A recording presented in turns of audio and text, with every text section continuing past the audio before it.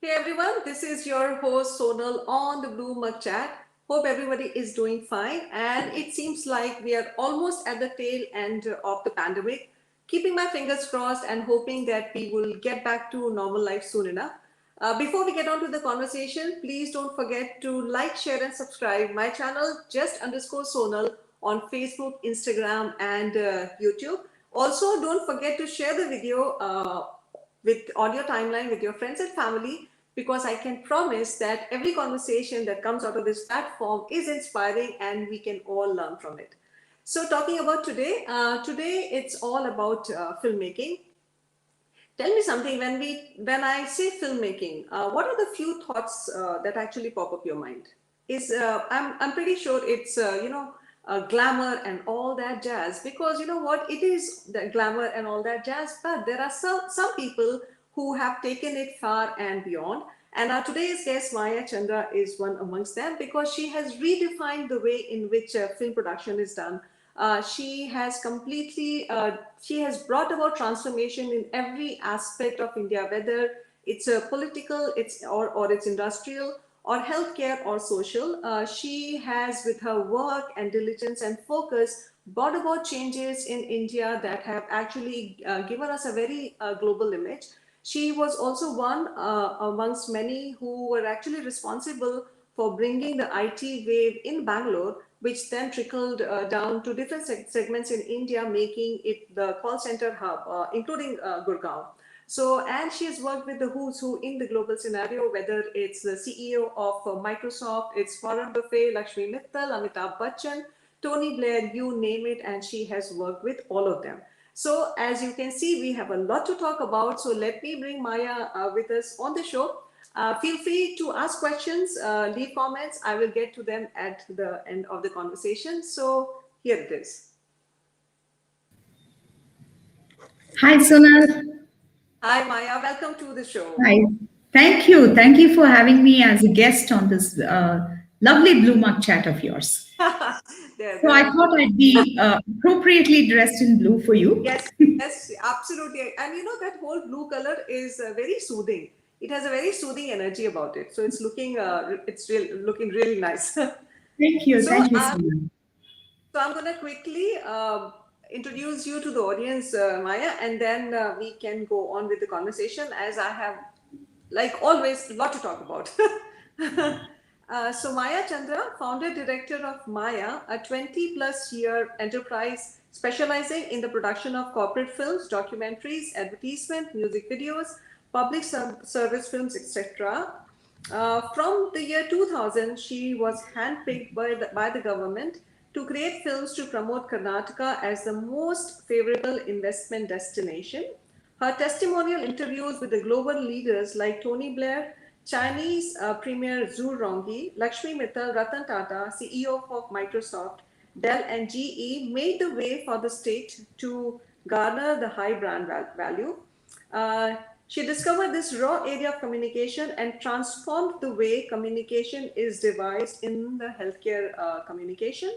She also works on social causes like organ donation, women's issues, and environment conservation, and has launched an innovative campaign called Manav Be a Human First. In March of 2017, she was featured as a woman achiever by Vijaya Karnataka. June 2016, she won eMerge Women Achiever Award.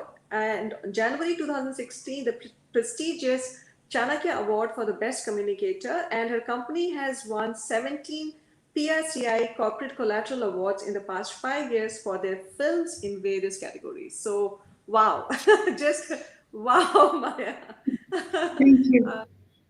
I am so fortunate to actually be a part of this show, because I get to learn so much. And when I was reading about you, and when I was actually talking to you, and I'm in awe with you as to how much work you have done in the last 20, 25 years, I guess now. It's about 25, 26 years now. Yeah. Yes, yeah. So just absolutely brilliant work. So Maya, when you Thank you. came back from Boston and you joined Yes. the Columbia Broadcast Services, and when you set your roots in Bangalore, At the time, that industry, the filmmaking industry, was at a very nascent stage. So, how did you go about it? What was your journey like at the time? Yeah. See, when I came back to Bangalore, which is my hometown, the industry was actually non-existent. If you look at corporate film industry, it was actually non-existent, and there was just one television channel, that was Doordarshan, that was running.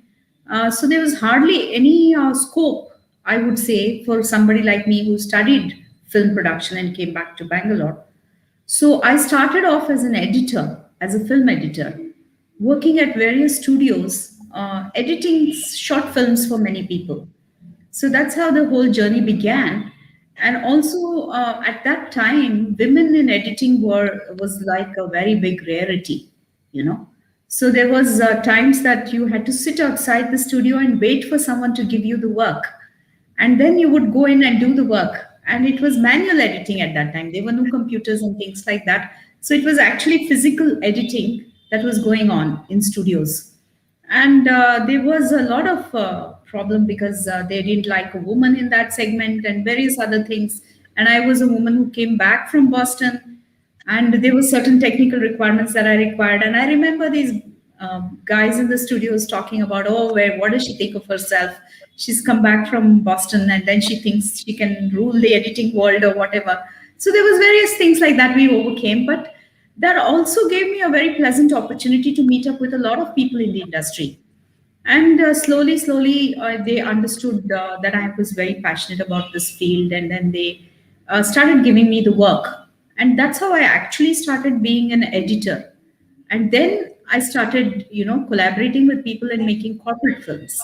That's how the corporate film industry came into being. And corporate films those days were more like industrial films, industries which were existent in this part of South India, like maybe Coimbatore or Bangalore. They wanted industrial films to be made, films that spoke about how they manufacture a certain product, you know, That's hardcore fun. industrial films. Yeah. So Yeah, we how started making that, and that's how they one after one the jobs kept coming. And these were very early days and a very nascent period, and the industry was growing along with us. And there was a lot of industries in, especially in the Bangalore area, because this is an industrial town. And here was a lot of industries wanting to make promotional videos, as they call it. And that's how we came about. And then Coimbatore was close by. Coimbatore was another industrial hub, so they wanted another lot of films to be done. And that's how things built up in the corporate film industry until we come on to the other segments that I worked in. So I guess your success in the corporate filmmaking then led your way into government communication, Yes. and right. And how was that experience? Because let's face it, anything to do with the government can be a bit restraining, especially when it comes to a creative field like filmmaking. So Yes. how was, right? Everybody How was asks me this question. It's one of the most common questions that I encounter. How, number one, how have you lasted for 20 plus years in the government communications the arena? government? And number two, how do you get paid? This is the second one. This is the most common queries that I get when somebody knows that I have been in this. So it's very interesting, actually. Yes, 20 plus years I've lasted because I've worked with successive governments without being a politically affiliated to anybody. So basically, it's the fact that if you've done good work, the work speaks for itself. And about getting paid, I'll just quickly finish that and then go back to this thing. About getting paid, yes, you do get paid. Yes, that's a myth that you don't get paid. It's you do get paid, and it takes time. But since you are already in the proper transparent process of work culture with them, which is what I have established and which is what I totally believe in, a totally ethical, value-based work culture is what I have created. And that's how papers are all in place and you get your payments. It's a little delayed, as of course the process takes its own time, but you do get paid. So as far as how I got into political communications or government communications, I would like to call it, more than political communications, is yeah, we had done intensive work in corporate communications, corporate filmmaking. and many of the corporates were actually among the government purview. So that's how the government started noticing these films. And then many of the IAS officers who were working in that area, in the year 2000, Mr. S.M. Krishna was our chief minister. And that was the time they decided to brand Bangalore as the IT hub. And they wanted to brand it as the IT hub. And that's when they noticed the work that done in corporate films, and they called me over and they asked, how can we brand Bangalore? It was basically Bangalore centric those days, and that's how the thing started. And I took up on the challenge, and everybody was new to this. I was new, they were new, so we were able to create a lot of trends, create a lot of new things for government communications. I went away from the Sarkari way of communicating to, the very first film I did was a music video format with an Acha. English scene, and with a singer being on camera and singing in front of Vidhan Sauda and all those crazy things we tried out. And Okay. the wonderful thing was that I was given the freedom to experiment and innovate on how I communicate the message. I knew what was the message. I didn't go overboard in trying to be very glamorous and not communicate. So we had a good balance of good infotainment, I would say, in that film, which attracted a lot of people all over the world when they went out to market IT. And I was able to showcase how Bangalore is ideally suited for coming and pitching your business here through a very crisp 5 to 6 minute film, I think it was, that we did. And that went all over the world. And after that, they started working continuously with me. Okay, okay. So, talking about Bangalore, the brand Bangalore, you created the first film which was, to actually promote Bangalore as an IT destination. It was called The Power of Bangalore, Make It Yours with an IT, Make IT Yours, which was Yes. again showcased around the world. And that I think attracted a lot of foreign investment in Bangalore, making it the brand Yes. Bangalore. Right. I think that was the time when India went through that whole IT wave, and I think, and subsequently, I think we became like a call center destination. So that must Yes. have been like quite an experience, because that transformed the way in India is perceived in the global scenario today. So could you share something about that phase of your life? Yes. See what happened at that time. Like I said, everybody was new to this, and they had planned a lot of global investor meets all over the world, where they would go out and meet people and talk to them about being coming to Bangalore and setting up business. And the interesting thing was that the bureaucrats who were there working on this project were also willing to experiment and willing to do something new and different to reach to these masses. And I had the target audience of a global mass to reach out. It was not like it was this country or that country. So we had to have a communication that was pan global. And that's why I realized that it's nice if we can, go into a music video format and having a song based on this whole concept of what Bangalore is renowned for. So there was a little bit of culture, there was a little bit of what facilities the government was going to provide, and there was a lot of beautiful visuals of Bangalore as a destination. So that's how we were able to package it, and as a concept, it worked very well. And after that, what happened subsequently, the industry started growing and a lot of brands came in. I wouldn't say mainly because of the film they came in, but they came in for a lot of reasons. This was probably just one of the marketing What? collaterals that they used Right. for marketing Bangalore as a destination. And after that, a lot of films were done on different segments, like you talked about call centers.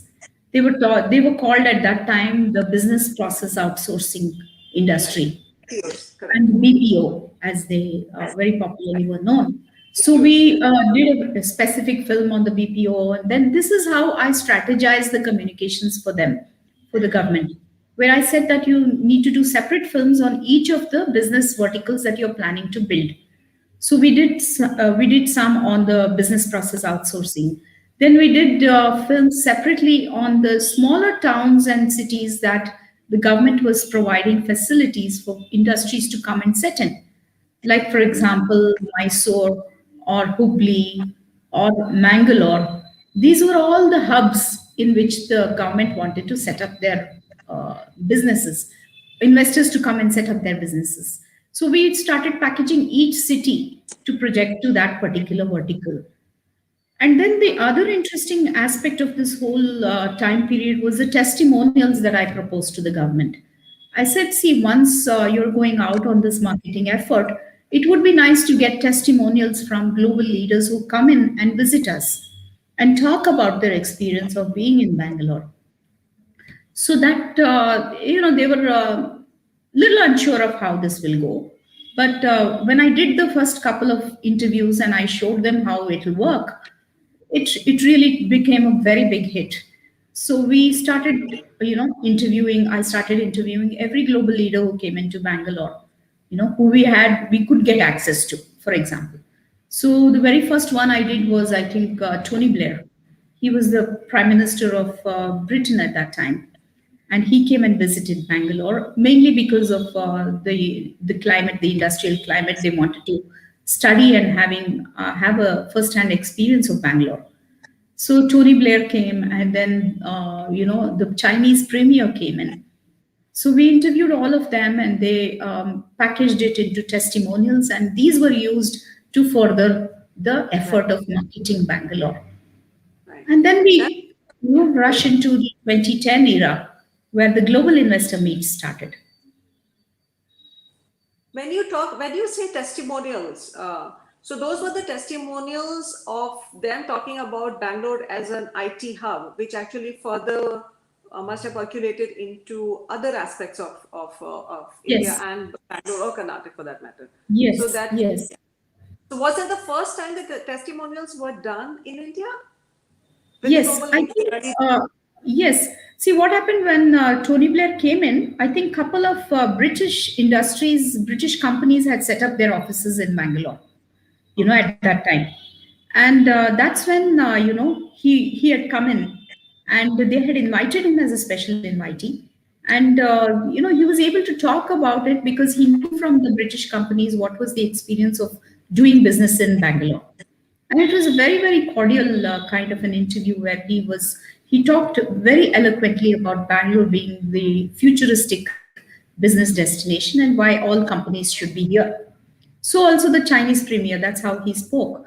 And these became a very interesting touch point for a lot of global attention to come on to Bangalore, which Very was interesting. also the point that the government then decided to have global investor meets. Okay. Okay. Oh, that was the time the global investor meet actually started. That was global investor meets started from 2010. 2010. Okay. Yeah, there were a couple of global investor meets before that, but a lot of attention went into the 2010 global investor meet that happened, and we took a large chunk of the communication at that time. An entire package of communications was developed by me and my team, where we did the main film. At that time, we branded the film as Advantage Karnataka.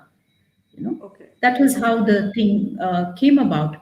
And then it was not just IT then, so it became lot more segments to brand, like I see. agriculture, then floriculture, food processing. So there were different verticals that the government looked at. So, and from Bangalore the attention shifted to the entire state. So we had to look at promoting the state rather than just Bangalore centric. Right. So that's how the global investor meet, we were able to project the entire Karnataka.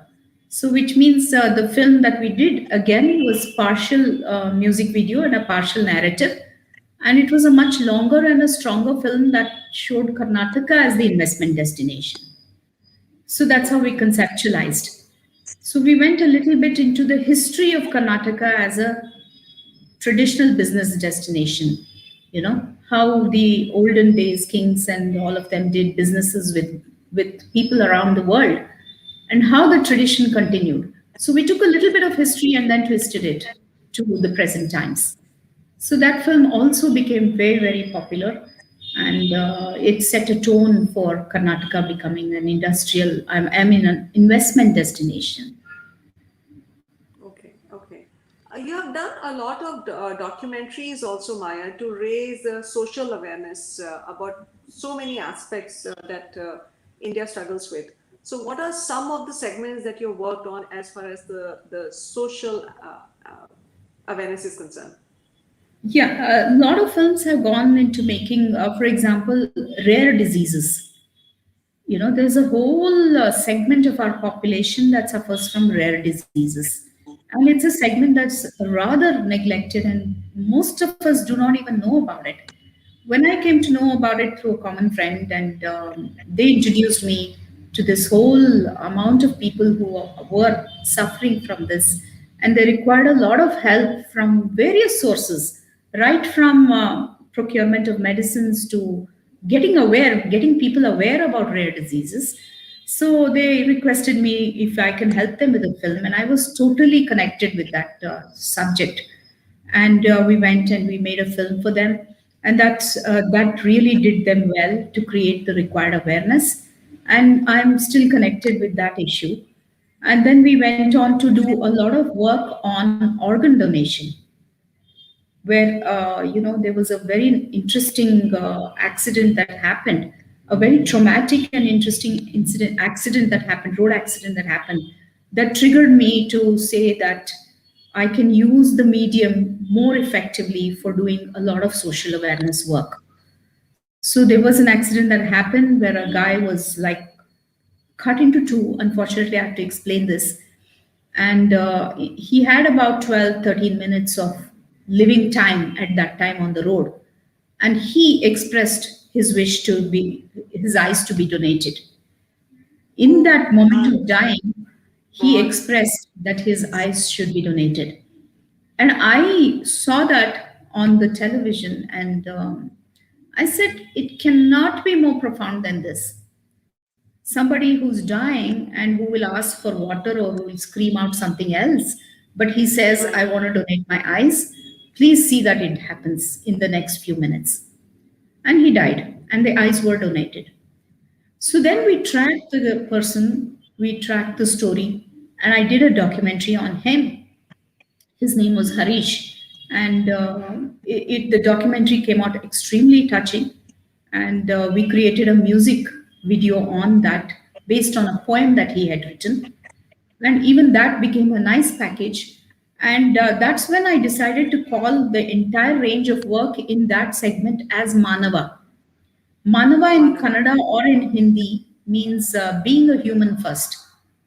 Yeah, And yeah. whatever it is, wherever it is, you be a human first was a thing that came into me. And fortunately, my team also believed in the same thing. And they joined hands with me to do this as a campaign. And believe it or not, Sonal, in terms of how this medium can be so powerful, when I did this film and I took it to the village where Harish, that person who died, on his 11th day of his, we have a 11th day ceremony when somebody dies. So we showcase the film in that village. Everybody in the village pledged their eyes. Oh, wow. It was Wow. a village of That, about 200 people. And I tied up with a hospital called Narayana Netralaya, which is a very famous hospital for eye hospital. And they take pledgings. And it was important for me to have it institutionalized. So they came with me, and we were at the village. And believe it or not, all 300 people in that village pledged their eyes that day. how awesome is And that, Mike? the impact, what the hospital told me was this is probably the largest eye pledging camp at one particular spot that we've ever had in the country. This is what they told me. And this became such a big instant reaction for all of us. It touched our hearts. And which was very well received by the hospital. And the hospital, we continue to do work like this. And we took this campaign to schools and colleges, and we showed the films there. We got the pledgings, because basically awareness and pledging is what is required for organ donation, especially eye donation. because it is the one thing that can be donated, and it takes 4 hours up to up to 4 hours where you can donate your eyes. So we thought this is a very good medium to be using. So after you die, there are 4 hours where where your eyes can be donated. You still Yes, have a bond. yes, Okay. yes. And it's still a very tricky situation in our country because most people don't want to do it. And it's a very interesting, I mean, it's a very difficult period of grief at that time to convince any family to do it. But I think more and more the awareness is coming, and now pledgings have increased. And I also did, along with the hospital, a series of films on what it means because I said, okay, here we are, we've done a film on pledging, but what happens when the eyes are given to somebody? What is their life turnaround? So we went and did films on children who received the transplants. So this is where both sides of the issue we were able to project and give it to the hospital. And it was such a lovely story of these children receiving corneal transplants and how their lives have changed. It was an amazing experience, and we are continuing to do that with the hospital. And this is one of the very big causes that we work with. And the third one that I work with is special people. So I'm associated with an organization called the Association for the Mentally Challenged, and we work with 120 very special families. And it's been a wonderful experience. I make films for them. I created a special series of films called Special Bonds, where a person like you and me who goes into an institution like this and we develop a special bond with a special child. And what does it mean? How does it change your own life? you know so there is a series of films on our YouTube channel that can be seen called Special Bonds. So many social causes that we work with, martyr widows, for example. So there is a lot of things that can be done with this medium. Maya, you just spoke about rare diseases. I'm very curious to know, and you said that a lot of people are not even aware of what those rare diseases are. Could you just tell us a bit about that? What those Yeah, rare diseases?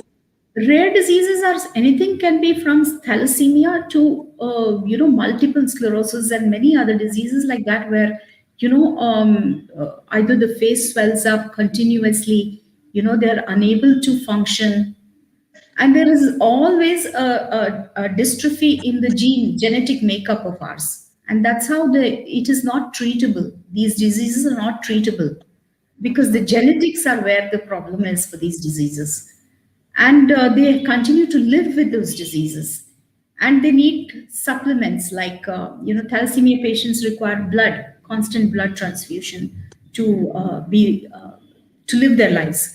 Other diseases require various other medicines that are very very difficult to procure and difficult and expensive to procure, and they have to continuously keep taking it to lead a normal, not even a normal life, to just live. That's about it. So there's a whole area. There is an association, organization for rare disease India that has been doing a lot of work in this area. They are a non-commercial organization, and it's heart wrenching, Sonal, to see some of these people. And we all think that okay, there are only certain diseases in the world, but the amount of diseases that are there in the rare category, again, if you see my film on this, you will understand it affects anybody from small children to even grown-ups. And there is a lot of smaller organizations doing work rehabilitating them and trying to get them into jobs, but it's a very very difficult situation. It's not so easy. Okay, okay. And these YouTubes are again available under Special Bond channel. Yeah, no, my our YouTube channel is Maya Films. Maya Films. Okay, okay. Yeah, So most of the YouTube videos are Maya available Films. in Maya Films. Okay, okay. Yeah, so we have a channel, and all our films are there, and even the rare disease film is there, and it's something that and I have a series in that, a playlist called Manava, where again Manava, what happened? It expanded from Harish to I started profiling people who are ordinary people doing extraordinary work. you know it's like someone who's very very ordinary, who serves food for the needy. that kind of thing. I put a profile on them. Those are the kinds of small small stories that we picked up. And there is a person in North Karnataka who dresses up like Gandhiji and just goes on huge padayatras and promoting Awareness. against alcohol, preaching non-violence and not to drink alcohol. So these are the kinds of people that I've discovered in this journey, and I have profiled them, put them under the category of Manava because I wanted to inspire people to be basically more human. That's all, humane, Absolutely. Manava. That's how it is. Yeah. And one other interesting aspect that you just talked about was martyr widows. I would be Yes, very keen to talk into details about that aspect because that in itself is a topic. It's an independent topic as to what they go through when yes, their husbands or their family is out there fighting for our country. So right. that is, it just clicked me that it's again a very very important topic of conversation that can be had. Maybe we'll do that as a second part series Yes, in the next one because I know definitely. you do a lot of work in the heritage and culture aspect of filmmaking also.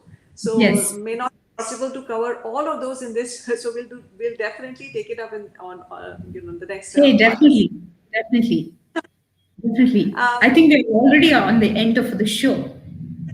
yeah, we are almost there. So like I said, I mean 28 years of 26 years of your work and all amazing work. I didn't think the one show will actually do justice to it. So we'll definitely talk about more in the next one. Definitely. But coming to again now, what are some of the challenges that you have faced on a personal level and on a professional level? Because as a woman, there are certain challenges even today that women face when they are out and about and doing the kind of work that you're doing.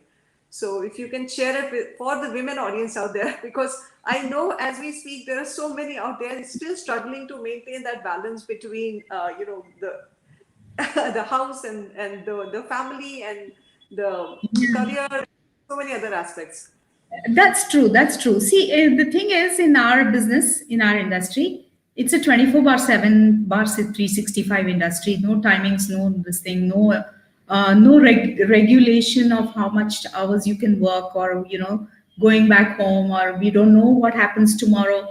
So I've been so fortunate that my family has been extremely understanding and very, very supportive. My parents have been so supportive of everything. They gave me the second house key, very early in my life, and said, "Do what you want, come when you want, do whatever you want."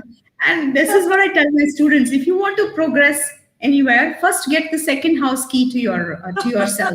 Very early in your life, and ensure that your parents trust you to what you want to do.